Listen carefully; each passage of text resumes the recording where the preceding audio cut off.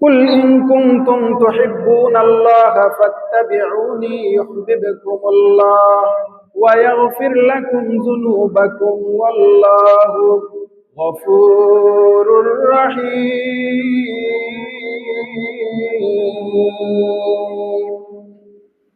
আল্লাহ তাআলা ডাক দিয়া বলেন, হে মায়ার নবী পয়গম্বর, আপনি বলে দেন আপনি বলে দেন আপনার উম্মতদেরকে, ইন কুনতুম তুহিব্বুনাল্লাহ, যদি তোমরা আল্লাহকে ভালোবাসতে চাও, যদি আল্লাহকে ভালোবাসতে চাও, আল্লাহকে কাছে পাইতে চাও, হে নবী বলে দেন, ফাত্তাবিউনি ইউহিব্বুকুমুল্লাহ ওয়া ইয়াগফির লাকুম যুনুবাকুম ওয়াল্লাহু গফুরুর রহিম। হে নবী, আপনার উম্মতদেরকে বলে দেন, আমি আল্লাহকে যদি মহব্বত করতে চাই, আমি আল্লাহকে যদি মহব্বত করতে চাই, এক নাম্বার শর্ত হলো আপনি রাসূলকে অনুসরণ করা লাগবে, আপনি রাসূলকে অনুসরণ করা লাগবে। বোঝা গেল আল্লাহকে ভালোবাসার মাপকাঠি হলো রাসূলকে ভালোবাসা, আর রাসূলকে ভালোবাসার মাপকাঠি হলো রাসূলের সুন্নাত অনুসরণ করা। আমি বলি, হে আল্লাহ, যদি আমি আপনার রাসূলকে মুহাব্বত করি, আপনি আমাদের পুরস্কার কি দিবেন? আল্লাহ বলেন, দুইটা পুরস্কার পাবা। এক নাম্বার, ইউহিব্বুকুমুল্লাহ ওয়া ইয়াগফির লাকুম যুনুবাকুম। এক নাম্বার হলো আমি আল্লাহ তোমাদেরকে ভালোবাসবো। দ্বিতীয় নাম্বার পুরস্কার হলো, শুনে নাও, দ্বিতীয় নাম্বার পুরস্কার, ও বান্দা, যে জন্য তোমাদের জাহান্নামে যাইতে হবে, যে জন্য তোমাদের আগুনের মধ্যে জ্বলতে হবে, যে জন্য তোমাদেরকে আবু লাহাবের পাশে থেকে জাহান্নামের আগুনে জ্বলতে হবে, সেই কারণটা কি জানোনি? সেই কারণটার নাম হলো গুনাহ। আল্লাহ রাব্বুল আলামিন বলেন, আমার রাসূলকে যদি ভালোবাসো, আমার রাসূলের সুন্নাত যদি অনুসরণ করো, এক নাম্বার পুরস্কার, তোমাদের জীবনের সমস্ত গুনাহ আমি আল্লাহ মাফ করে দেব। দ্বিতীয় নাম্বার হলো, তোমাদেরকে আমি আল্লাহ এমন ভালোবাসবো গো, কাল হাসরে কোনো হিসাব নাই, নিকাশ নাই, আমি আল্লাহ সরাসরি তোমাদেরকে জান্নাত দিয়ে দিব। অতএব হে মুসলমান ইমানদার, যদি তোমরা আল্লাহকে ভালোবাসতে চাও, আল্লাহ স্কেল দিয়ে দিলেন, স্কেল হলো রাসূলকে মহব্বত করো, রাসূলকে ভালোবাসো। রাসূলকে যদি ভালোবাসতে পারো, বিনিময়ে পাইবা দুইটা। এক নাম্বার হলো আল্লাহ তোমাদের ভালোবাসবেন, দ্বিতীয় নাম্বার হলো আল্লাহ ক্ষমা করে দিবেন। আল্লাহ যদি ক্ষমা করে দেয়, তাহলে হাসরের ময়দানে প্রথম নাম্বার পুরস্কার হলো, প্রথমেই তোমরা জান্নাতে চলে যাবা।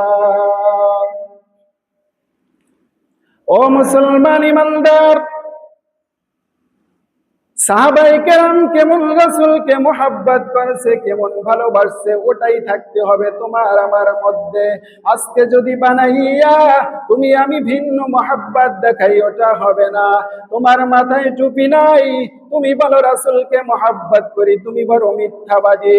তুমি সুদ খাও, আবার বলো রাসূলকে মুহাব্বত করি, আবার বলো রাসূলকে মুহাব্বত করি, আল্লাহকে মুহাব্বত করি, তুমি বড় মিথ্যাবাদী। তুমি বেপরদায় চলো, আবার বলো আমি আল্লাহ রাসূলকে মুহাব্বত করি, তুমিও বড় মিথ্যাবাদী। ও মুসলমান, তুমি রাস্তায় যখন চলো গো, তখন তোমার যেমনে মনে চায় সেমনেই চলো। তুমি কি জানো না, ডান দিকে চলে রাসূলের সুন্নাত, সুন্নাত অনুসরণ করো না, আবার বলো রাসূলকে মুহাব্বত করি, তুমি বড় মিথ্যাবাদী। ও মুসলমান, শুনে নাও, রাসূলকে মুহাব্বত করার মাপকাঠি হলো রাসূলের সুন্নাত অনুসরণ করা। যে যত বেশি সুন্নাতের অনুসরণ করবা সে তত বেশি হাসরের ময়দানে জান্নাতের রাসূলের কাছে থাকবা। অতএব মুসলমান ইমানদার, সব জায়গায় যেখানেই যাও সেখানেই দেখবা রাসূলের অনুসরণ কেমনে হয়, কোনটা রাসূলের সুন্নাত সেটা মানা লাগবে, কোনটা আল্লাহর হুকুম সেটা মানা লাগবে গো। অতএব মুসলমান ইমানদার, সব জায়গায় তুমি দেখবা আল্লাহ রাসূল কেমনে খুশি হয়, আল্লাহ কেমনে খুশি হয়। রাস্তায় যখন চলো তখন ডান দিকে চলো, বাথরুমে যখন প্রবেশ করো তখন তুমি বাম পা দিয়া প্রবেশ করো, আবার যখন তুমি বের হও তখন ডান পা দিয়া বের হও। যখন মসজিদে প্রবেশ করো গো তখন তুমি ডান পা দিয়া প্রবেশ করবা, আবার যখন বের হও তখন তুমি বাম পা দিয়া বের হবা। এভাবে যদি চলতে পারো তাহলে রাসূলের অনুসরণ হবে। আল্লাহ বলেন, কুল ইন কুনতুম তুহিব্বুনাল্লাহা ফাত্তাবিউনি ইউহিব্বুকুমুল্লাহ ওয়া ইয়াগফির লাকুম যুনুবাকুম।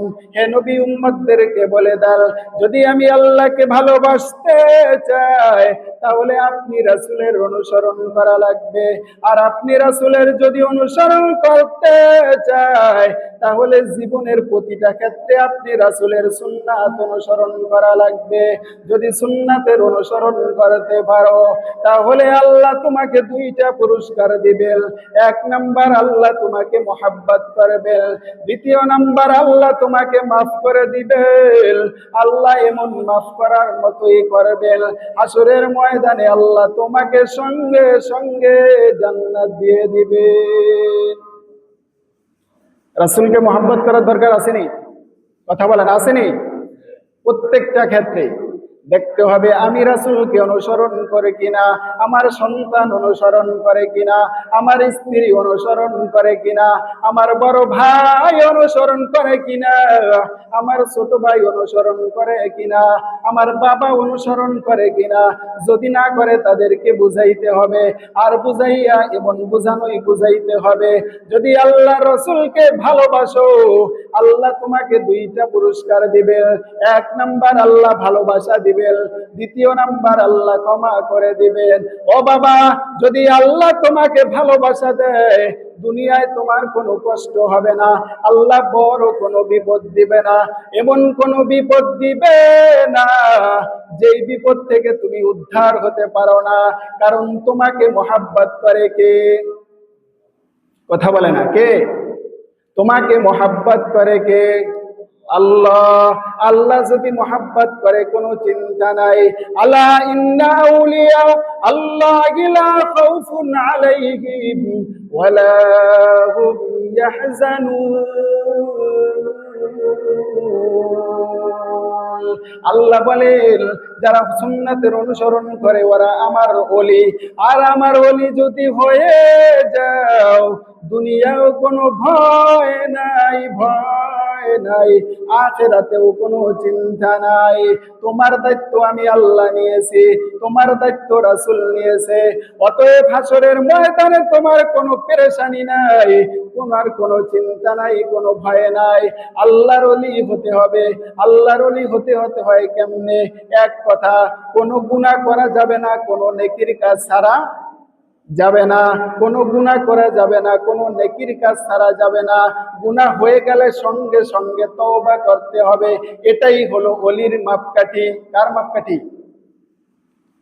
আল্লাহর ওলির মাপকাঠি। অর্থাৎ ওলি হতে চাইলে একটা জিনিস যথেষ্ট, কোনো গুনাহ করা যাবে না, কোনো গুনাহের কাছেও যাওয়া যাবে না, কোনো নেক আমল ছাড়া যাবে না, তাহলেই তুমি আল্লাহর ওলি। আর আল্লাহর ওলি যদি হয়ে যাও আল্লাহ বলেন তোর দুনিয়ায়ও কোনো ভয় থাকবে না, আখিরাতেও কোনো চিন্তা থাকবে না।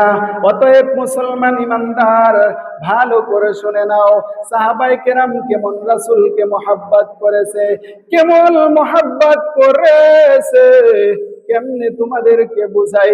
হযরতে আবু বকর সিদ্দিক রাদিয়াল্লাহু তাআলা আনহুর ঘটনা সকলেই জানো।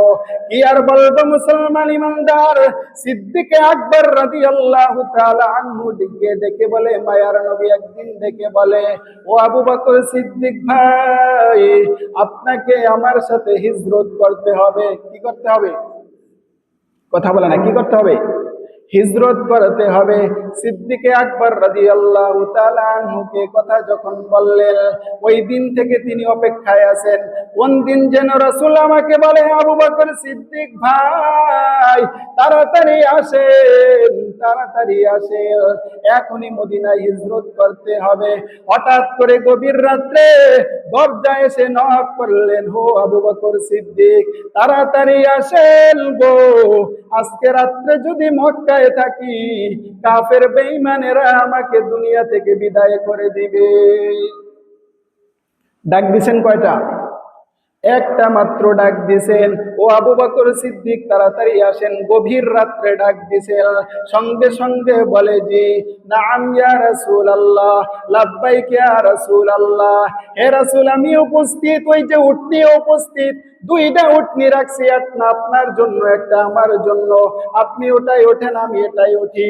আবার দুইজন খাদেমও রেখেছি, উটনি যে চালাবে খাদেম দরকার আছে কিনা? কথা বলে না, খাদেম দরকার আছে কিনা?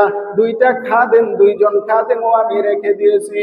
আল্লাহর নবী আশ্চর্য হইয়া আবু বকর সিদ্দিক রাদিয়াল্লাহু তাআলা আনহুকে বলে, ও আবু বকর সিদ্দিক ভাই এত গভীর রাত্রে সমস্ত মানুষ ঘুমায় ঘুমায় ঘুমায়, আপনাকে একটা মাত্র ডাক দিয়েছি, সঙ্গে সঙ্গে আপনি বললেন লাব্বাইক ইয়া রাসূলুল্লাহ, লাব্বাইক ইয়া রাসূলুল্লাহ ওয়া সাদাইক ইয়া রাসূলুল্লাহ।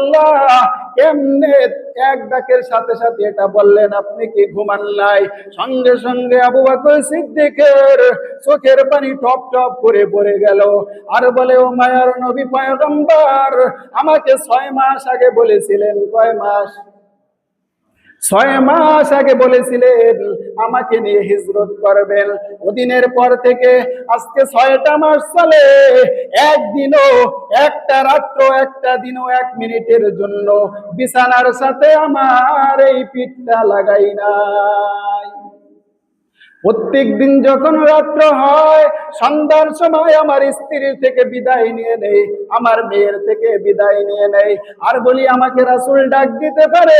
আমার রাসূল ডাক দেওয়ার সঙ্গে সঙ্গে তোমাদেরকে কিছু বলা যাবে না, কারণ আমি যদি ঘর থেকে বের হতে দেরি হয় রাসূলের কষ্ট হবে, আল্লাহর নবী যদি কষ্ট হয় আল্লাহ এটা কিন্তু সহ্য করতে পারবে না।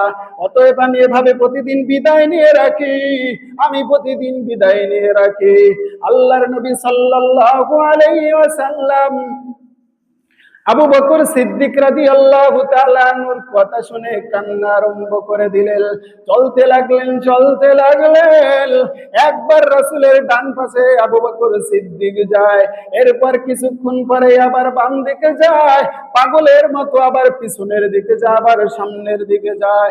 ডাক দিয়া বলে, ও ভাই আবু বকর, ডাইনে যান কতক্ষণ, বামে যান কতক্ষণ, সামনে যান পিছনে যান, কারণ কি জানতে চাই।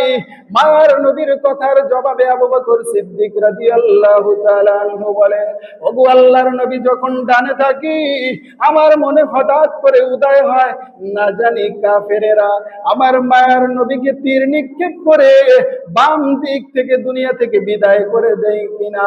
আবার যখন বাম দিকে যাই আবার মনে হয় পিছন দিক থেকে ওরা আসে কিনা।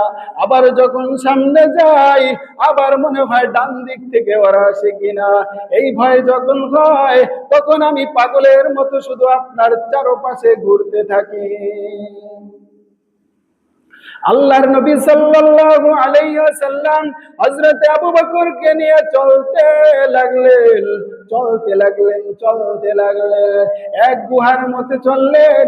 লম্বা হিস্টোরি ঘটনা সংক্ষেপ করলাম। গুহার মধ্যে যখন গেলেন কাফের মুশরিকেরা ওদিক থেকে বলতে লাগলো, আবু জাহেলের মতো গাদ্দার পুরস্কার ঘোষণা করলো, আবু লাহাব, উতবা, শাইবা, উমাইয়া ইবনে খলফের মতো বড় বড় গাদ্দার গুলা ঘোষণা করলো, মুহাম্মাদের কল্লা যে এনে দিতে পারবি গো তাকে আমরা 100 তোলা লুটনি পুরস্কার দিব। কত? 100 তোলা লুটনি পুরস্কার দিব। সমস্ত শত্রুরা পায়ের ছাপ দেখে দেখে চলতে লাগলো।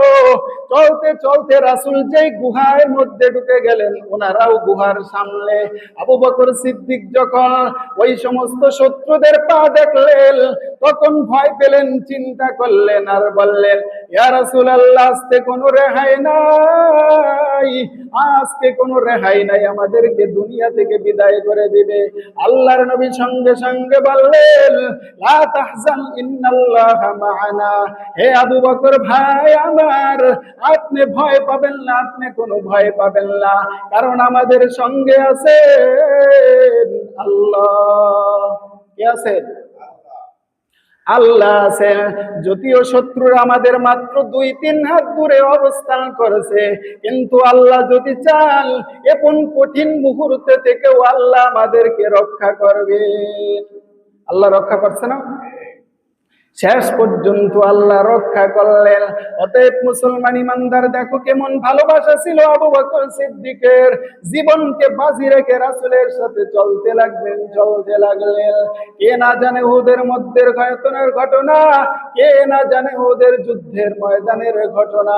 হঠাৎ করে ময়দানে আওয়াজ হলো, আল্লাহর নবী নাই নাই নাই, রাসূল দুনিয়া থেকে বিদায় নিয়েছে। ওদিক থেকে এক পাগলের মতো এক মহিলা বলে, আমার নবী কোথায়? আমার নবী নাকি শহীদ হয়ে গেছে, আমি এই ব্যথা সহ্য করতে পারবো না, আমার কলিজা মানে না, আমার রাসূলকে দেখাও, আমার রাসূলের চেহারা আমাকে দেখাও। সাহাবায়ে কেরাম বলে, ও মহিলা, কি বলতেছো? তুমি কি জানো না রাসূল শহীদ হয়েছে কিনা সেটা পরের কথা, কিন্তু তোমার বাবা শহীদ হয়েছে। কার বাবা? ওই মহিলার বাবা শহীদ হয়েছে। মহিলা বলে, দূর হ, দূর হ, আজকে আমার বাবার খবর আমি জানতে চাই না। বলে, তোমার বাবার কথা জানতে চাও না, ভালো কথা, কিন্তু তোমার স্বামীও কিন্তু শহীদ হয়ে গেছে উহুদের ময়দানে। বলে, তাও আমি জানতে চাই না, বলো মুহাম্মাদের অবস্থা কি? বলে, সেটা পরে বলি, কিন্তু তোমার ভাইও শহীদ হয়ে গেছে। বলে, ভাইয়ের অবস্থাও জানতে চাই না। বলে, ভাইয়ের অবস্থাও জানতে চাই না। বলে, সেটা জানতে চাও না, ভালো কথা, কিন্তু তোমার ছেলেও শহীদ হয়ে গেছে। কয়জন হলো? 4 জন শহীদ হয়ে গেছে। তোমার বাবাও শহীদ হয়ে গেছে, তোমার ভাইও শহীদ হয়ে গেছে, তোমার ভাই, ছেলে এবং কি স্বামীও শহীদ হয়ে গেছে। তুমি তাড়াতাড়ি বাড়িতে যাও, ব্যবস্থা করো। ওই মহিলা বলে, ও সাহাবায়ে কেরাম, আজকে স্বামীর খবর জানতে আসি নাই, ভাইয়ের খবর জানতে আসি নাই, বলো মুহাম্মাদের অবস্থা কি? আমার প্রিয় কলিজার টুকরা মুহাম্মাদুর রাসূলের অবস্থা কি? সাহাবায়ে কেরাম মহিলার পাগলামি দেখিয়া এমন কান্না আরম্ভ করে দিলেন, পুরা ময়দান যেন বৃষ্টি হইতেছে, এমন চোখ দিয়ে বৃষ্টির মতো টপ টপ করে পানি পড়তেছে। আর মহিলাকে বলা হলো, ওই যে যাও যাও, তাড়াতাড়ি যাও সাহাবায়ে কেরামের ভিড়ের মধ্যে। ওই মহিলা এদিক ওদিক না তাকাইয়া সাহাবায়ে কেরামের ঘেরাও করা ওই ভিড়ের মধ্যে চলে গেলেন। যাইয়া রাসূলকে যখন দেখলেন, অমনি মহিলার চোখ দিয়ে পানি পড়তেছে। সমস্ত মানুষ কান্না করে, আল্লাহ রাসূল বেহুশ হয়ে গেছে, বেহুশ হয়ে গেছে। রাসূলের এই হেলমেট ভাঙ্গিয়া 2টা কড়া মাথার মধ্যে ঢুকে গেছে, লোহার কড়া ঢুকে গেছে। এক সাহাবী বলে, তাড়াতাড়ি সরো গো, তার দিয়ে এমন কামড় মারছে, প্রথম কড়াটা বেরিয়ে আসছে, কিন্তু রাসূল এক সাহাবীরও 2টা দাঁত শহীদ হয়ে গেছে। কয়টা? 2টা দাঁত শহীদ হয়ে গেছে এক কড়া বের করতে যায়া। ওই সাহাবী আবার বলে, তাড়াতাড়ি সরো। ভিন্ন সাহাবীরা বলে, এটাকে আমরা টান দেই। ওই সাহাবী বলে, আমার দাঁতের ব্যথা নাই, আমার কোনো কষ্ট হয় না, তাড়াতাড়ি সরো, রাসূলের কষ্ট আমি সহ্য করতে পারি না। 2টা কড়া যখন মাথার মধ্যে ঢুকেছে, কিভাবে এটা সহ্য করে? এরপরে ওই সাহাবী পাগলামি করিয়া আবার দ্রুত আসি আর একটা কড়া টান মারলেন। মারি দিয়া এমন জোরে টান মারলেন গো, সঙ্গে সঙ্গে ওই সাহাবীর আরো 2টা দাঁত শহীদ হয়ে গেল। সাহাবায়ে কেরাম বেহুশের মতো হইয়া গেলেন, সবাই কান্না করতেছে, রাসূলের 2টা দাঁতও শহীদ হয়ে গেছে এই মুহূর্তে। আল্লাহ রাসূলের দাঁত শহীদ হয়ে গেছে, ঝর্ণার মতো রক্ত পড়তেছে আর বলতেছে, উম্মতি উম্মতি। ছেলের কথাও ভুলে গেছে, মায়ের কথাও ভুলে গেছে, কিন্তু এই কঠিন মুহূর্তেও উম্মতের কথা ভুলে নাই। আল্লাহর নবী বলতেছেন উম্মতি উম্মতি, ভিন্ন ভিন্ন সাহাবায়ে কেরাম রাসূলের রক্তটা চুষে নিতেছে, মুখ দিয়া চুষতেছে আর বলতেছে তাড়াতাড়ি সরো, আমি আল্লাহ রাসূলের এক ফোঁটা রক্ত জমিনে পড়তে দিব না। সমস্ত সাহাবায়ে কেরাম কারাকারি করিয়া রক্তগুলা সব চুষে নিলেন। এই হলো আশিকে রাসূল। কি রাসূল? আশিকে রাসূল। এরাই ছিলেন প্রকৃত আশিকে রাসূল, এরাই ছিলেন প্রকৃত রাসূলকে মহব্বত করা সাহাবায়ে কেরাম। সবকিছু বিসর্জন দিয়ে দিয়েছেন। আজকে আমাদের অবস্থা কি মুসলমান ইমানদার? মুখে বলি রাসূলকে মহব্বত করি, কিন্তু অন্তরে বিশ্বাস করি না, কাজে কর্মে সেটা প্রকাশ করি না। হাসরের ময়দানে চেহারা রাসূলের সামনে কিভাবে দেখাবো? কিভাবে দেখাবো? তায়েফের ময়দানে কত কষ্ট করলেন, মক্কার 13টা বছর কিভাবে কষ্ট করলেন আল্লাহ রাসূল। একটা না দুইটা না, বরং 3টা বছর পর্যন্ত আল্লাহ রাসূলকে জেলাবদ্ধ করা রাখা হয়েছে, জেলখানায় রাখা হয়েছে, শিয়াবে আবি তালেবের ভিতর রাখা হয়েছে। এই 3 বছরে রাসূলকে কোনো খানা দেয় নাই, কোনো পানি দেয় নাই, অন্য কিছু সরঞ্জামও দেয় নাই। শুধু রাসূলের চোখ দিয়ে পানি পড়তো আর বলতো, আল্লাহ উম্মতের জন্য এত কষ্ট করতেছি, আমার মৃত্যুর পর কি উম্মত আমাকে ভুলে যাবে কিনা? এভাবে শুধু কান্না করতেন, কান্না করতেন। শেষ পর্যন্ত মনে করলেন মক্কার মানুষের অতিষ্ঠে আর থাকা যায় না, তায়েফে চলে যাই। যখন তায়েফে চলিয়া গেলেন, তায়েফের দুষ্ট কাফেরেরা রাসূলকে এত কষ্ট দিল, এত কষ্ট দিল, আল্লাহ রাসূলকে এত কষ্ট দিল গো। আল্লাহ রাসূল কান্না করতে করতে জমিনে পড়ে গেলেন। রাসূলের মাথার থেকেও রক্ত বের হয়, রাসূলের শরীর থেকেও রক্ত বের হয়। এভাবে অবস্থা করতে করতে এমন হলো, রক্ত বের হতে হতে জুতা মোবারকে পর্যন্ত আটকাইয়া গেল। আল্লাহ রাসূল পা মোবারক পর্যন্ত খুলতে পারলেন না। রক্ত এখন জমিনে পড়ে যাবে এমন এক কঠিন মুহূর্তে আল্লাহ জিব্রাইলকে বললেন, তাড়াতাড়ি যাও যাও, আমার রাসূলের এই রক্ত যদি জমিনে পড়ে গো, যদি জমিনে পড়ে, জমিন কিন্তু সহ্য করবে না, জমিন ফাঁক হইয়া পুরা তায়েফবাসীকে একসাথে গিলে ফেলবে। হযরতে জিব্রাইল আমিন মাত্র 1-2 সেকেন্ড সময় আছে, 1-2 সেকেন্ড সময় আছে। আল্লাহ তাআলা এমন পাওয়ার দিলেন, জিব্রাইল আমিনের 600 ডানা সব মেরে এমন জোরে দৌড় দিলেন। এক দৌড়ে আল্লাহর রাসূলের কাছে আসিয়া, আল্লাহর রাসূলের কাছে আসিয়া জিব্রাইল আমিনের পাখা মোবারকটা রাসূলের জুতার নিচে বিছাইয়া দিলেন। আল্লাহ রাসূলের যখন রক্ত বের হতে আরম্ভ করলো, তখন ওই রক্তটা আর জমিনে পড়তে পারলো না। পড়লো কোথায়? জিব্রাইল আমিনের ডানার উপর। কোথায়? জিব্রাইল আমিনের ডানার উপর রক্তটা পড়লো। এরপরে আল্লাহ তাআলা শান্ত হলেন, আল্লাহ কঠিন গুসা হয়ে গেছিলেন। আল্লাহ যদি চাইতেন সেদিন দুনিয়া থেকে সমস্ত তায়েফবাসীকে মুহূর্তের ভিতরেই শেষ করে দিতেন। এত কষ্ট করছে আমাদের জন্য, আর আমরা কি করি বলেন? রাসূলের সুন্নাতের কোন বহিঃপ্রকাশ আমাদের মধ্যে আছে?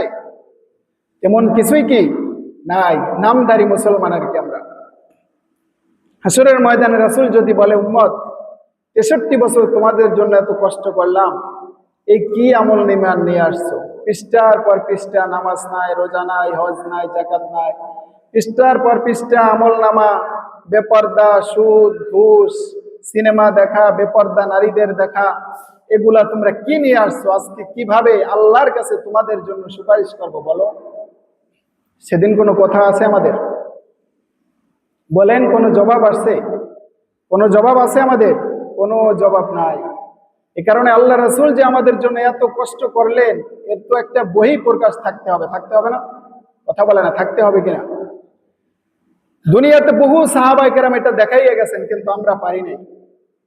মহিলাদের মধ্যে তাকাবেন, হযরত সুমাইয়া রাদিয়াল্লাহু তাআলা আনহুর মতো বিখ্যাত এক সাহাবিয়া মহিলা আল্লাহ রাসূলের জন্য কি না কোরবানি করেছেন। আহা! আবু জাহেল সুমাইয়া রাদিয়াল্লাহু তাআলা আনহাকে বললেন, তুই ইসলাম ছাড়, অন্যথায় তোকে কিন্তু এই গরম টকবকে তেলের ভিতরে এখন আমি ভেজে ফ্রাই করে ফেলবো। সাহাবিয়া তো সাহাবিয়া, তারাই তো মহিলা ছিলেন আসলে।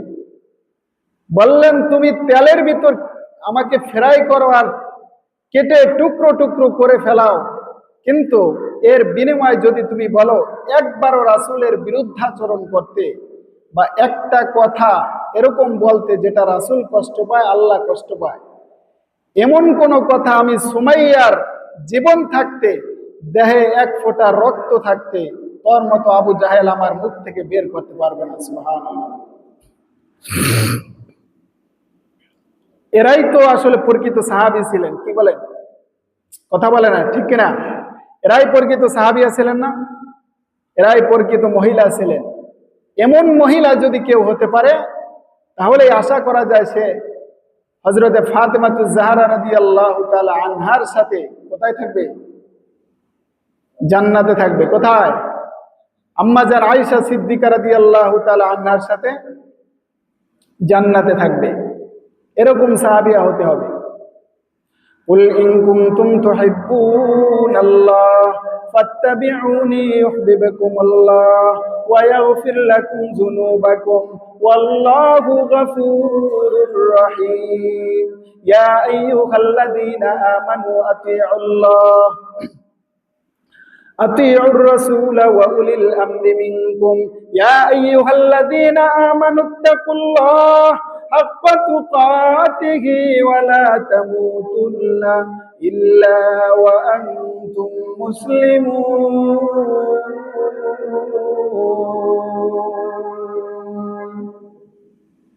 আল্লাহ তাআলা বলেন, হে ঈমানদারেরা ভালো করে শুনে নাও, ইয়া আইয়ুহাল্লাযীনা আমানুত্তাকুল্লাহ হাক্কা তুকাতিহি ওয়া লা তামুতুন্না ইল্লা ওয়া আনতুম মুসলিমুন। হে ঈমানদারেরা ভালো করে শুনে নাও, আমি আল্লাহকে পরিপূর্ণ ভয় করো, পরিপূর্ণ ভয় করো। এরপর মুসলমান না হইয়া কেউ কবরে আইসো না। কে বলতেছেন?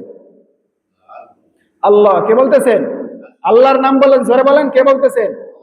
ইয়া আইয়ুহাল্লাযীনা আমানুত্তাকুল্লাহ হাক্কা তুকাতিহি ওয়া লা তামুতুন্না ইল্লা ওয়া আনতুম মুসলিমুন। আল্লাহ বলেন আমি আল্লাহকে পরিপূর্ণ ভয় করো, পরিপূর্ণ ভয় করো। কেমনে পরিপূর্ণ ভয় করব? পরিপূর্ণ ভয় কাকে বলে? পরিপূর্ণ ভয় কাকে বলে? অর্থাৎ এমন কঠিন মুহূর্ত যেখানে জীবন চলে যাব, কিন্তু তাও তুমি ঈমান বিক্রি করবা না। তোমাকে টাকা পয়সার অনেক লোভ দেখানো হবে, তাও তুমি ঈমান বিক্রি করবা না। তোমাকে বন্ধু বান্ধবেরা ভালোবাসবে, কিন্তু তোমার স্ত্রীকে বেপরদায় ছাড়বা না। এমন যদি করতে পারো গো, তাহলেই তুমি আল্লাহ এবং আল্লাহর রাসূলকে ভয় করলা। আর যদি এটা করতে না পারো গো, তাহলে কিন্তু রাসূলের মুহাব্বত হবে না, আল্লাহকে ভয় করাও হবে না। পরিণাম বিস্ফল বড় খারাপ, বিনিময়ে তোমাকে জাহান্নামে যেতে হবে। কবরে যখন মানুষগুলাকে রাখা হবে, ফাইদা জাজালুহুম লা ইস্তাখিরুনা সাআতাও ওয়া লা ইস্তাকদিমুন।